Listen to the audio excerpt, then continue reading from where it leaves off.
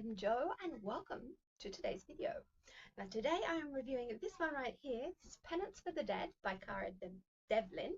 This is the fourth book in the Bell Street Duchess Mystery series and another 5-star book, in my opinion. Now I am loving this series. I discovered this series earlier this year. I got the first book in the series as a free copy from NetGalley. Originally what pulled me to it was because it got me the number 7, because it was Murder at the Seven Dials. I was looking for books on NetGalley that would fit in with my clock reading challenge. That one did. I liked the sounds of it. And so I thought, yeah, let's give it a go. So glad I did, because I absolutely loved it and have since got copies of the next 4 books in the series from Amazon. So you can find all of the reviews. I will link up all the reviews for the books that I've done so far in the series. This is, like I said, book number 4.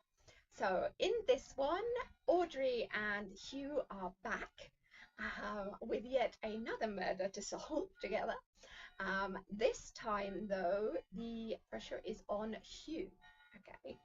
Now, what I'm going to base this on the fact that you have read the other books in the series. Again, with series, this is definitely a series that, whilst I think you probably could read the books as standalones because there is enough background information feeded into them, you would be missing out on so much by doing that. It's so much better to read them in order doing this. So I'm going to base this review on the fact that you know what's happened in the previous books.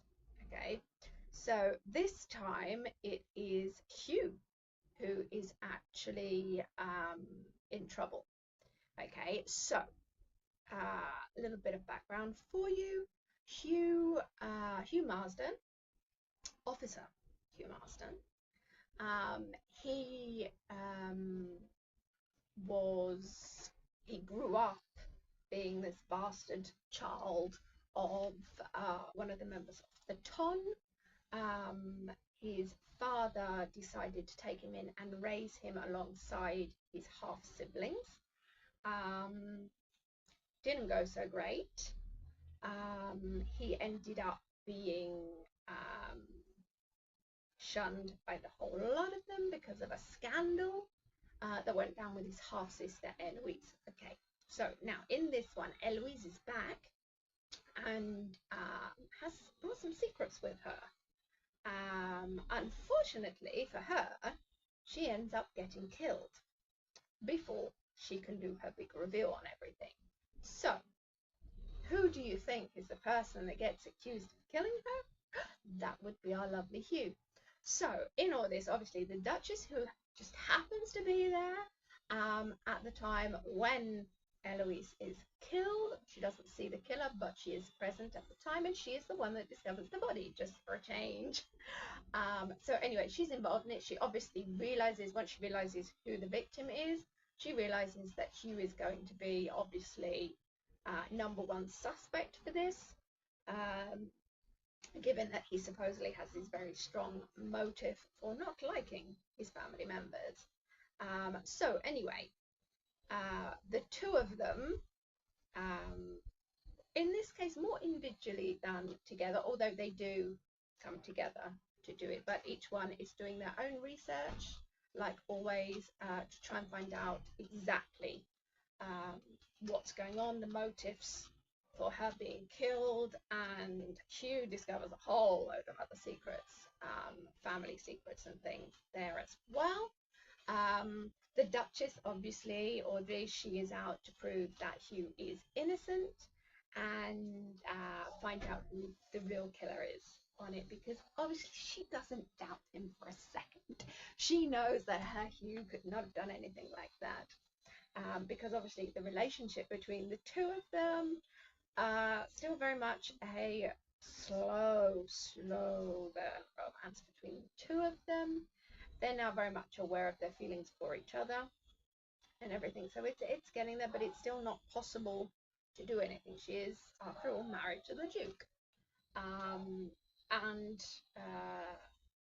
Well, Hugh's current situation doesn't really lend itself, especially considering all of the scandal and things that Audrey's already been involved in recent times.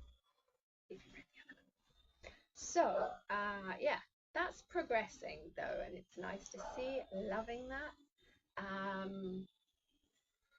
Yeah, a few of the other side characters coming back in this one. Thornton, who is Hugh's best friend, if you like, who happens to be a doctor as well. He's back in this one. Sir, the little street boy, he's back as well, which I'm very happy about because I liked him. But yeah, so we've got lots of different things also with the family of the Duchess and the Duke, well, the Duke's family, because it's his side of the family, if you like, sister and things like that. There's a lot of stuff going on there as well. Some of it with Cassie, which we've already seen in the previous book, so we get a follow-up of that as well. Overall, really, I'm loving this series so much, and I'm very happy that there are so many books already available in this series, so I don't actually have to wait. I'm trying to not go out and buy them all in the one go. Because I know I would read them just one after the other. It would just be a total binge set doing it, but I want to savor them, you see.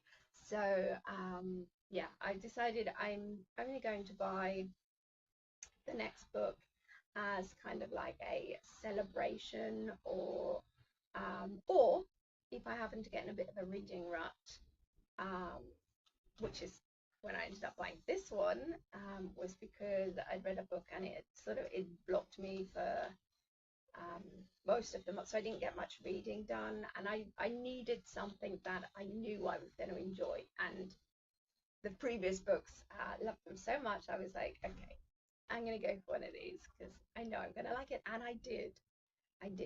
So yes, this series is my book obsession of this year so far, for sure.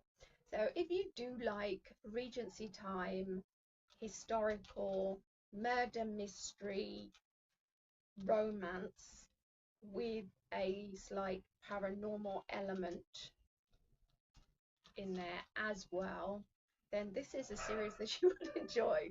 It has a bit of everything, this series. And yeah, I have read some other reviews from other people as well, and they all seem to be very positive. So anyway, have you read the books of this series, the Bow Street Duchess mystery series? If you have, let me know what you think about them as well. Please don't give me spoilers though for future books, because there's lots of things. I've got a fair idea of where we're going, but